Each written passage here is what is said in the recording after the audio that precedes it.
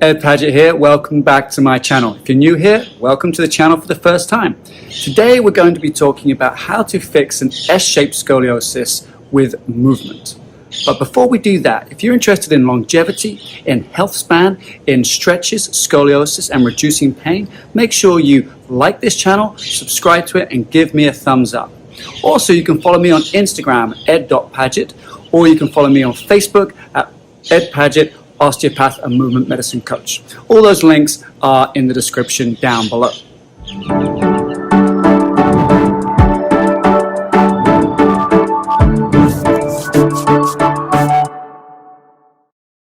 For this stretch, all you need is a chair.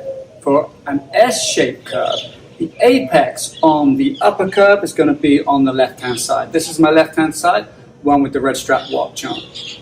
The apex of the lower curve is going to be on the right-hand side. So it's going to be an S like this. So what we want to try and do here is work out a way to pre-position and stretch the lower curve and then use movement to affect the upper curve.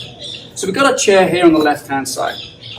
I'm going to simply put my left leg on that chair. Now what this does here is this lowers this hip, my left hip down, and my right hip up. This starts to stretch the concavity of that lower curve. So we really start to change by pre-positioning this lower curve. Then we're going to influence the upper curve here. Already by leaning down this way, I've started to lengthen it ever so slightly. But now I'm going to move in 3 planes, because as we know, if you watch this channel, you will know this, the scoliosis comes in 3 planes. So the first thing we're going to do is take that rib hump, which is going to be on your upper left side, and we're going to take that rib hump forward and stretch my thorax here. I want to keep my hips still though. I don't want my hips to be dropping down and in. I want to keep those still as much as possible and isolate that movement to my upper back.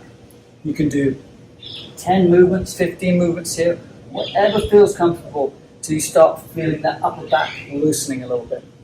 Now we're going to move that upper curve in the sagittal plane, that's forwards and backwards. And to do that, I'm going to take my hand here, I'm going to look at my thumb, I'm going to go up over my head and then down towards, looking towards my knees. Up, overhead, down, look towards my knees.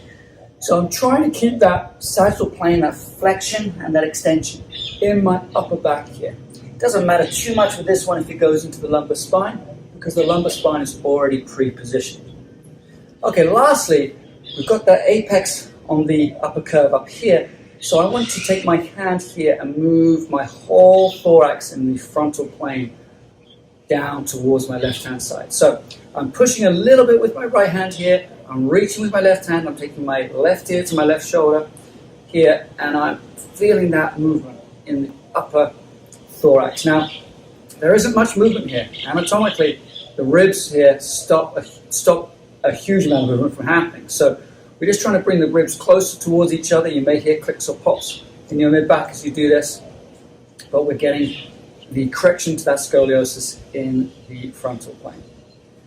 All right, so if you're interested in this, but you say, well, my curve is actually a C-shaped curve, or my curve is actually a reverse C-shaped curve, or an S curve, there are other videos on how to do this exact same stretch for those types of curves elsewhere in my channel. I'm going to link to those below. So you're going to check those out if your curve isn't this one. If your curve is an S-shaped curve, then this is the video for you.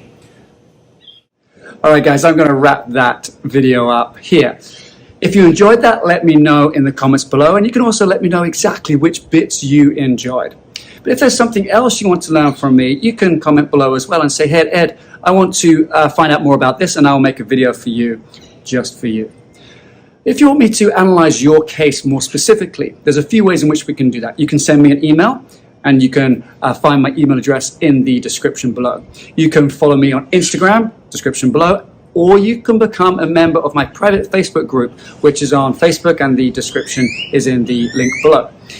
Once you're in that Facebook group, I can really start to learn more about you and answer specific questions. I can even make videos in that Facebook group as well. If you like that video, don't forget to give it a thumbs up, subscribe to the channel, and click that notifications bell for the next one. Also, you can send this to a friend. Thank you so much for doing those things, because it means the world to me. Okay, the next video is coming up in a few days' time. So until then, Have a great couple of days.